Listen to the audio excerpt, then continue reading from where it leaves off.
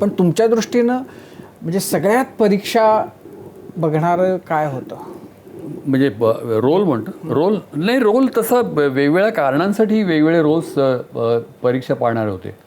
म्हणजे मुलांच्या नाटकामध्ये मतकरीने मला चेटकी, जी नंतर वैभव मांगलेनी केली, ती ओरिजिनल चेटकी माझी, ती मला कास्ट करणं त्यावेळेला इतकं सर्रासपणे पुरुष बायकांचे रोल्स करायचे नाहीत त्यावेळेला.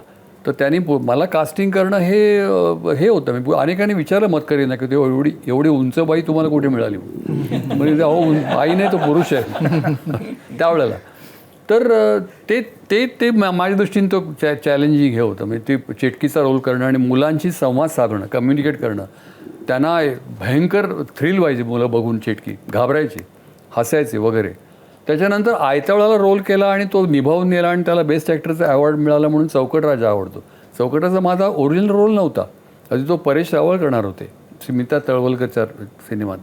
तर तो आयत्या वेळेला रोल बदलला माझ्या परवानगीशिवाय. म्हणजे मला विचारलंच नाही त्यांनी की हा दिलीप करेल नक्की असं म्हणून सुलभा देशपांडे आणि संजय सुरकर्णी वगैरे मिळून ते ठरवलं. तर ते आयत्या वेळेला हे करून घराघरात पोचलो, मला इमेज मिळाली, पॉप्युलॅरिटी मिळाली म्हणून चिमणराव तो एक वेगळा हे वाटतं. हसवापसीमधलं म्हणशील तर हसवापसीमध्ये 6 कॅरेक्टर्समध्ये मला स्वतःला चॅलेंजिंग आणि खूप हे वाटतं म्हणजे शेवटचं कॅरेक्टर, संगीत रंगभूमीवरचे ते जे वृद्ध गायक नट आहेत. कारण ते प्रिय पहा कापऱ्या आवाजात म्हणणं, त्यांच्या दात नसलेल्या तोंडानी कापऱ्या आवाजात म्हणणं, कोकणी हेल असताना. आणि मी संगीत शिकलेलं नाही आहे, संगीताचं कान आहेत असं वाटतं. तर तो चॅलेंजिंग रोल होता. कारण ते 6 कॅरेक्टर्सपैकी पहिली 5 कॅरिकेचर अशी होती, व्यंगचित्रात्मक होती.